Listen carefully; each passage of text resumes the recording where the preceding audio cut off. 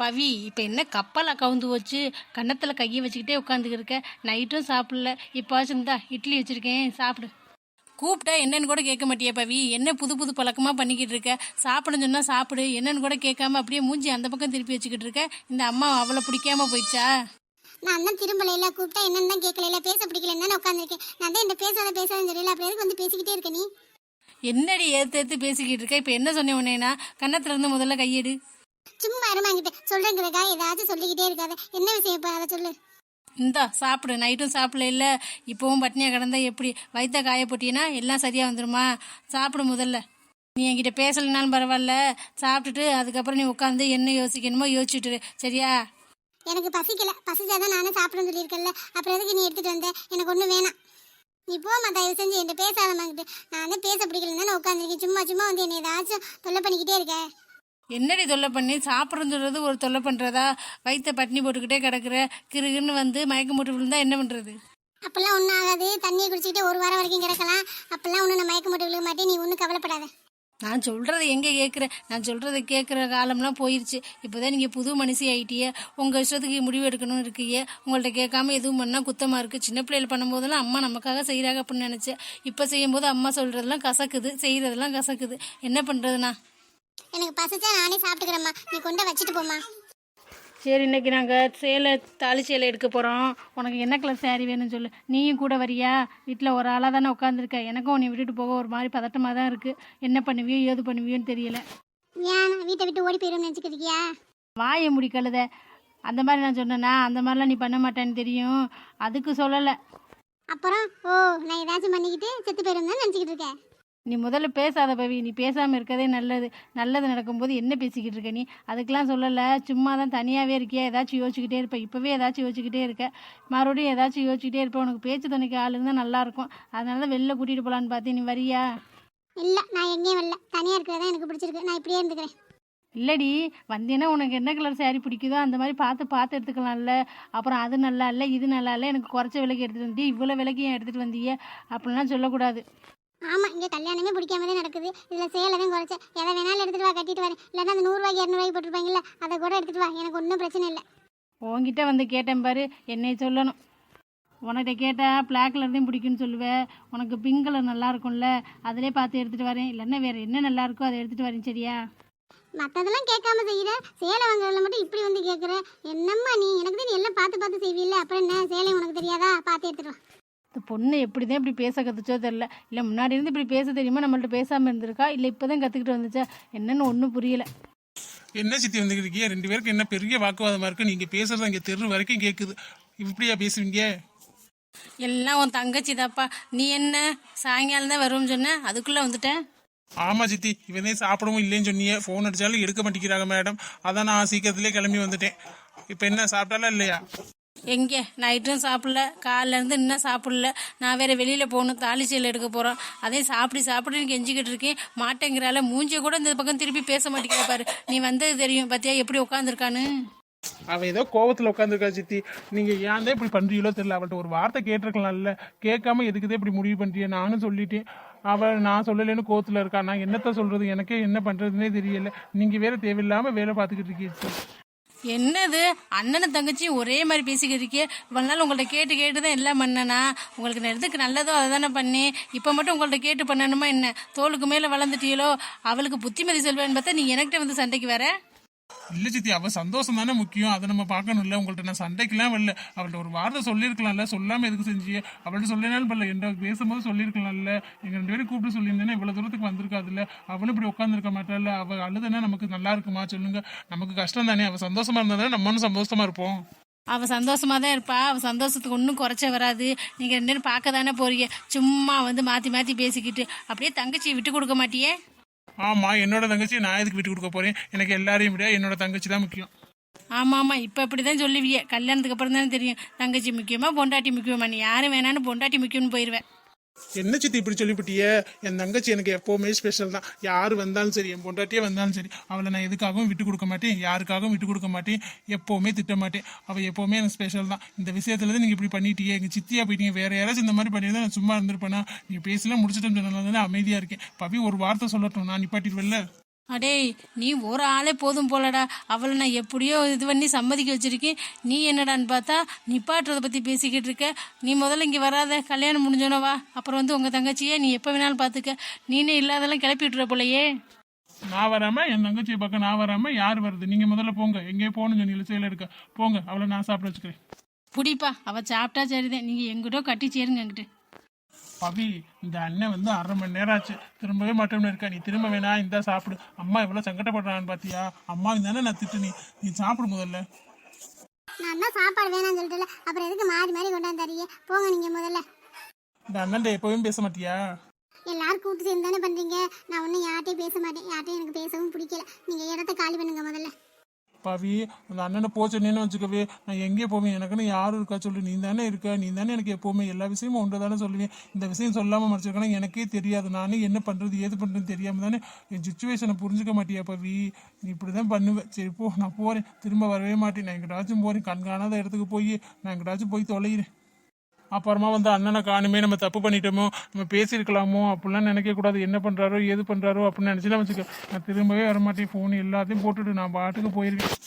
போங்க, உங்களை யார் போவேன்னு சொன்னது? உங்களை யார் இப்போ தேடிக்கிட்டு இருக்குது? போங்க, எங்கே போகணுமோ போங்க, யார் போகணுமோ போங்க.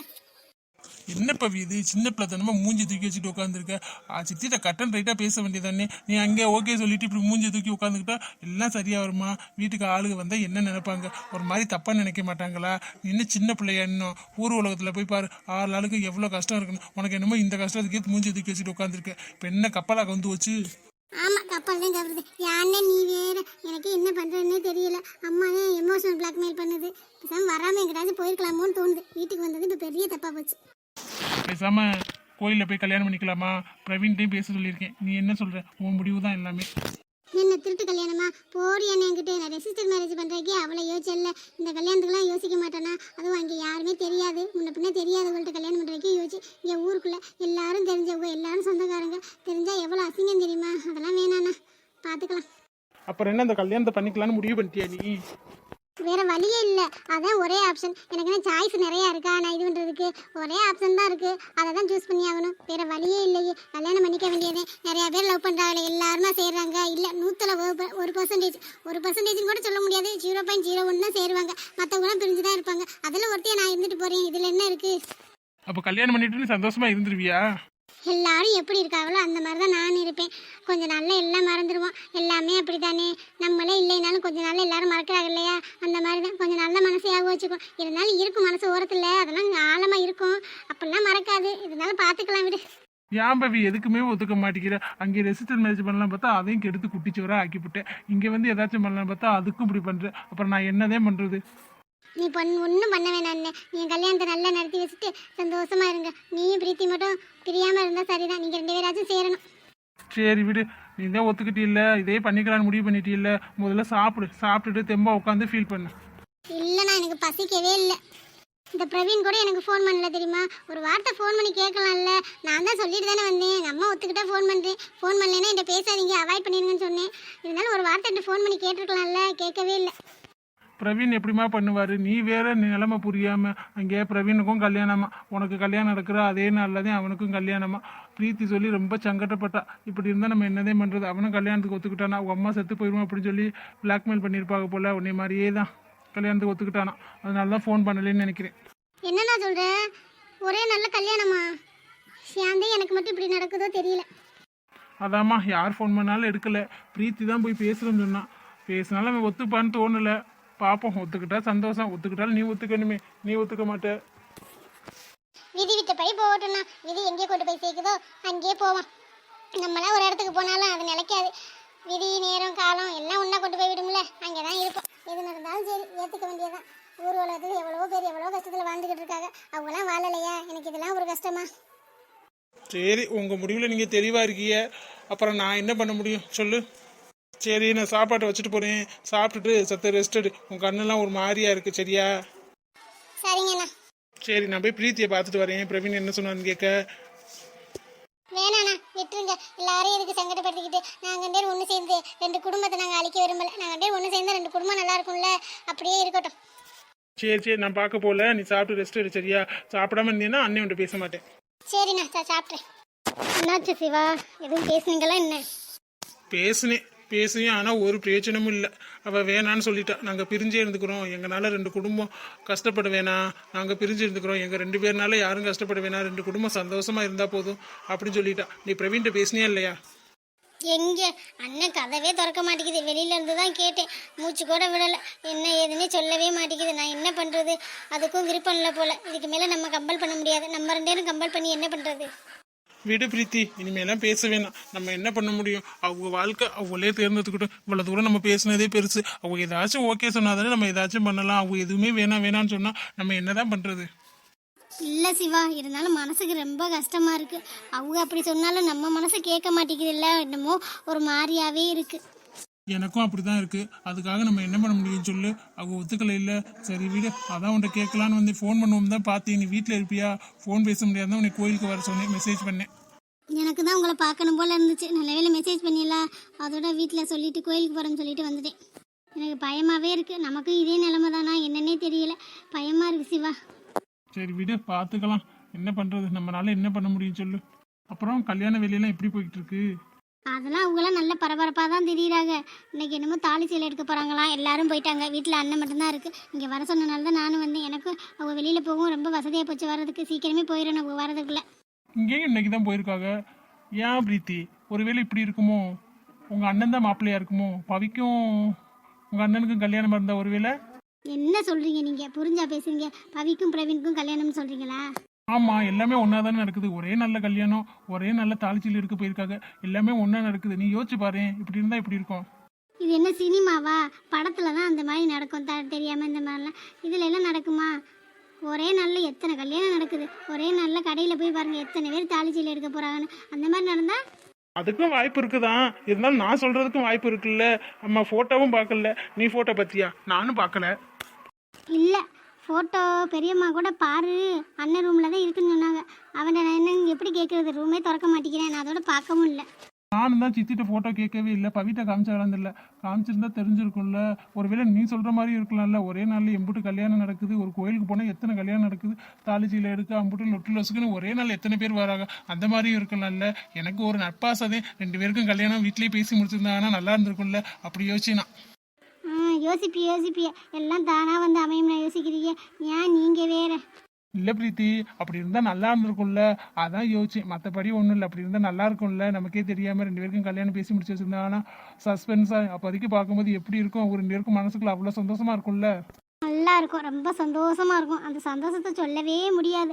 அல்லவே இல்லாமல் சந்தோஷமாக இருக்கும். ஆனால் அதெல்லாம் உண்மையில் நடக்காது. நிஜ வாழ்க்கையில் அதுக்கு வாய்ப்பே இல்லை. கற்பனை வாழ்க்கை இருக்குல்ல, அந்த படத்துலலாம் சினிமா எடுக்கிறாங்கல்ல, அதில் வேணால் நடத்தி காட்டலாம். நிஜ வாழ்க்கையிலலாம் அதெல்லாம் நடக்காது. ஒரு சில பேருக்கு வேணால் நடக்கலாம். அந்த ஒரு சில பேரில் பவி இருக்கக்கூடாதா? இருந்தால் நான் எவ்வளோ சந்தோஷப்படுவேன் தெரியுமா? சாப்பிடவும் இல்லாமல் ஒன்றும் இல்லாமல் என்கிட்ட பேசக்கூட மாட்டேன்னு சொல்லிட்டேன். அப்புறம் எப்படியோ இப்போ சாப்பிடுன்னு சொல்லிட்டு தான் வந்து என்ன பண்ணுறாலோ தெரில. இங்கேன்னா அண்ணன் நைட்லேருந்து சாப்பிடவே இல்லையா? பெரியம்மா கடந்து புலம்புது. சரி நானாச்சும் போய் சாப்பிட வச்சுருவோம் பார்த்தேன். கதவை திறந்தா தானே, கதவே திறக்கலை. அதோட வந்துட்டேன். போய் தான் மறுபடியும் கேட்டு பார்க்கணும். கொஞ்சமாச்சும் சாப்பிட வை பிரீத்தி. இதே நினச்சிக்கிட்டு இருந்தா எப்படி? உள்ளே போனீங்கன்னா ஃபோட்டோ மட்டும் எடுத்து பாரு. நானும் சித்திகிட்ட கேட்டு பார்க்குறேன். நான் போனேன்னா அதோட மறந்துடுவேன். எனக்கு ஒரு மெசேஜ் மட்டும் பண்ணு, நான் கேட்குறேன். நீங்கள் மறந்துடுவீன்னு என்னையே சொல்கிறீங்களா? நானே ஒரு மறந்தாங்கோலி. நல்லா தான் ஞாபகம் இருக்குது. இப்போ டென்ஷனில் எல்லாம் மறந்து போயிடுது. நான் ரூமுக்கு போனால் பார்க்குறேன். ஞாபகம் வரும்போது உங்களுக்கு மெசேஜ் பண்ணுறேன். சரி பிரீத்தி, நீ கிளம்பு. யாராச்சும் பார்த்தா பிரச்சனை ஆயிரும். நீ கிளம்பு. ஆமாம் சிவா, இது நம்ம ஊர். பக்கத்தில் 4-5 ஊருக்கு யார் பொண்ணு என்ன ஏதுன்னு எல்லாம் தெரியும். நான் கிளம்புறேன். ஒருவேளை நான் நினச்ச மாதிரி இருந்தால் நல்லா இருக்கும்ல. முதல்ல சித்திட்ட போய் ஃபோட்டோவை கேட்கணும். அதை முதல்ல போனேன். சித்தி வர்றதுக்கு சாயங்காலம் ஆயிருமே. எப்போ வந்தாலும் சரி, எனக்கு யாவும் வச்சுக்கிட்டே நான் முதல்ல கேட்குறேன். அம்மா வச்சுருக்கான்னு தெரியலையே, மீனாக்கெலாம் வச்சுருக்காளான்னு தெரியலையே, அவள் எப்போ வரான்னு தெரியல. அவளுக்கு வேறு ஃபோன் பண்ணி கேட்கணும். இந்த டென்ஷன்லேயே மறந்துடுவேன் போல். ஒருவேளை பிரீத்தி சொல்கிற மாதிரியும் இருக்கலாம். சரி பார்ப்போம். ஏங்க கொஞ்சம் பார்த்து போகக்கூடாதாங்க? எதுக்கு தான் இப்படி பண்ணுறீங்களோ தெரியல. எப்படி அடிபட்டுருக்கு பார்த்தீங்களா? நல்ல வேளை இதோட போச்சு. ரொம்ப அடிபட்டுருந்தா என்ன பண்ணுறது? இல்லை ஒன்றும் இல்லை, நான் நல்லா தான் இருக்கேன். சும்மா இருக்கு. இப்போ உட்காந்து ஒப்பாரி வச்சுக்கிட்டு இருக்கேன். நான் என்ன செத்தா போயிட்டேன்? எதுக்குங்க இப்படி பேசிக்கிட்டு இருக்கீங்க? இந்த மாதிரிலாம் பேசாதீங்க. இப்படி தூரம் பொழைச்சதே பெருசு. இப்படிதான் வண்டி ஓட்டுவீங்களா? நான் என்ன பண்ணுறது? டென்ஷன் பாதி எனக்கு. வேலைக்கு போன்னு எல்லாரும் பாடாக படுத்துறீங்க. வேலை கிடச்சாதானே எனக்கு அந்த டென்ஷனே பாதி. ஏதோ ஒரு யாபத்தில் ஓட்டிட்டேன். நீ சும்மா அழுதுகிட்டே இருக்காத. இந்த மாதிரி நேரத்தில் இப்படி அழுகலாமா? முதல்ல வீட்டுக்கு போய். ஏன் இப்போ யாருமே இல்லையா? நீ தான் இருக்க. இல்லை, மாமா வீட்டுக்கு போயிருக்காங்க. இப்போ வந்துருவாங்க. சாப்பாடு வாங்கிட்டு வரேன்னு சொல்லிட்டு போயிருக்காங்க. சரி அழுகாத. நீ அழுதா எனக்கு என்னமோ மாதிரி இருக்கு. உன்னை திட்டிக்கிட்டு தான் இருப்பேன். இருந்தாலும் அழுதா மனசு கேட்கல. என்ன பண்ணுறது? அதான் ஒன்றும் ஆகலை இல்லை, இனிமே என்ன சும்மா அழுதுகிட்டே இருக்க? இல்லைங்க, உங்களை இந்த மாதிரி பார்க்குறதுக்கு எனக்கு ரொம்ப கஷ்டமா இருக்கு. சரி விடு, அழுகாத. நீ சாப்பிட்டியா? சாப்பிட்டுட்டு மாத்திரை போட்டியா? ஒழுங்கா சாப்பிட்டுட்டு மாத்திரை போடு, அழுகிற வேலை வச்சுக்காத. எனக்கு ஒரு வேலை நாளைக்கு ரெடி பண்ணுறேன்னு சொல்லியிருக்கான் ஃப்ரெண்டு, அவன் ரெடி பண்ணி கண்டிப்பாக தந்துடுவேன். அதுக்குள்ளே இப்படி ஆயிடுச்சு. வேலைக்கு கூட மெதுவாக போகலாங்க. நான் கூட ஏதாச்சும் கொஞ்சம் கொஞ்சம் பார்த்து பார்த்து வேலைக்கு போகிறேன். நீங்கள் முதல்ல வண்டியை பார்த்து ஓட்டி டென்ஷனாலாம் இருக்காதீங்க. பாத்தியாடா என் மருமகளை இவ்வளவுதான் அந்த திட்டிக்கிட்டு இருக்கேன். அவளை என்னதே திட்டினாலும் உனக்காக எப்படி அழுகிறான்னு பாரு. இதாண்டா உண்மையான பாசம். அதை முதல்ல புரிஞ்சுக்கோ. உனக்கு வேலைக்கு போன்னு தொல்லை பண்ற மட்டும் சொல்றீல. நீ கொஞ்சம் பொறுப்பா இருந்தா தானே தேவையில்ல. உனக்கு குழந்தையும் பிறக்க போதில்லை. இங்க பாரு எப்படி அழுகிறான்னு. நைட்ல இருந்து ஒரே அழுக. வீட்டுக்கும் போகாம கிடக்குற. வீட்டுக்கு போன்னு சொன்னாலும் போக மாட்டேங்கிறா. நீ என்னாச்சும் சொல்லு. ஏன் திவ்யா, நீ வீட்டுக்கு போக வேண்டியதானே? முதல்ல வீட்டுக்கு போ. இந்த மாதிரி நேரத்தில் ஹாஸ்பிட்டலில் இருக்கலாமா? அதுவும் அழுதுகிட்டே வேற இருக்க. நீ போ, வீட்டுக்கு போய் சாப்பிட்டு மாத்திரையை போட்டுட்டு ரெஸ்ட் எடு. நான் நல்லா தான் இருக்கேன் சரியா? இனிமேல் நான் வேலைக்கு போய் ஒழுங்காக உன்னை பார்த்துப்பேன். உன்னை கஷ்டப்படுத்துகிற மாதிரி திட்டமாட்டேன். இது வரைக்கும் பண்ணதுக்கெல்லாம் என்னை மன்னிச்சிரு. இல்லைங்க, நீங்களே மன்னிப்பு கேட்க வேணாம். நீங்கள் ஒரு தப்பும் பண்ணலைங்க, விடுங்க. உங்களுக்கு ஒன்றும் ஆகலை. நான் முதல்ல கோயிலுக்கு போயிட்டு வரேன் குளிச்சுட்டு. கோயிலுக்கெல்லாம் அப்புறம் போய்க்கலாம். நீ முதல்ல குளிச்சுட்டு சாப்பிட்டு மாத்திரையை போட்டுட்டு கொஞ்சம் நேரம் பாடு. கோயிலுக்கு இப்போ போகலன்னா ஒன்றும் இல்லை, சாமி ஒன்றும் கோச்சிக்காது சரியா? நான் நல்லா தான் இருக்கேன். ஆமாம்மா, நீ கோயிலுக்கு போகலன்னா சாமி பொண்ணு கோச்சிக்காது, மெதுவாக போய்க்கலாம். இல்லைங்க மாமா, நான் சாமிகிட்ட வேண்டுதல் வச்சிருந்தேன். இவருக்கு நல்லா வந்துடணும். நைட்டு பூரா கண்ணு முழிக்காமலே கிடந்தாரா, கண்ணு முழிச்சிடணும் அப்படின்னு வேண்டியிருந்தேன். அதான் கோயிலுக்கு போயிட்டு ஒரு வாட்டி சாமி கும்பிட்டு வந்துடுறேன். சாமிக்கு எப்போ வேணா வேண்டுதல் நிறைவேற்றலாம். ஏழையோட நேர்த்திக்கடன் 7 வருஷம் வரைக்கும் செல்லுன்னு சொல்லுவாங்க. அதெல்லாம் ஒன்றும் இல்லை, மெதுவாக போய்க்கலாம். நாளைக்கெல்லாம் போனால் சாமி எங்கேயே இருந்துச்சு போயிருமா? அங்கேயே தானே இருக்கும். நீ ஒன்றும் இது பண்ணாத. நீ போய் ரெஸ்ட் எடுப்போம் சொன்ன மாதிரி.